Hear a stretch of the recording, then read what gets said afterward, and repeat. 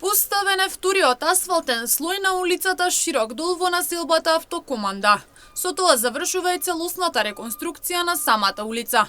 Претходниот период на оваа улица се работеше на промена на подземната инфраструктура, но и партерно уредување на влезовите пред стамбените згради. Градоначалникот на општина Штип Иван Јорданов посочи дека за целосната реконструкција издвоени и потрошени се околу 12 милиони денари. Дел од нив се од општинскиот буџет, а останатите средства се одобрени од Светската банка, за која општината претходно аплицирала преку Министерството за транспорт и врски. Денес се одвиваат активности во последната фаза од целокупната реконструкција на оваа улица. Се поставува вториот асфалтен слој и со тоа практично се заврши реконструкцијата на оваа планирана улица во населбата Автокоманда.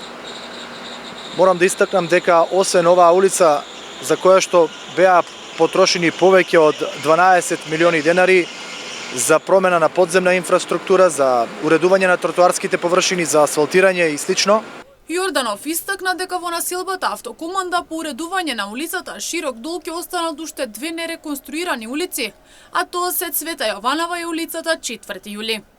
Плановите на општината и градоначалникот Јорданов во следниот период се насочени со реконструкција и уредување на двете улици во населбата, а со тој проект сите улици во населбата Автокоманда ќе бидат целосно уредени со промена на подземната инфраструктура, уредување на тротоарските површини и поставување на асфалтна маса. Оваа улица, која што денес се завршува, е со средства одобрени од Светска банка, за која што општината претходно аплицираше преку ресорното Министерство транспорт и врски, а инаку подземната инфраструктура, вклучувајќи го водоводот и канализацијата, како и уредувањето на пристапите до самите стамбени единици и самите згради, беше инвестиција на општина Штип.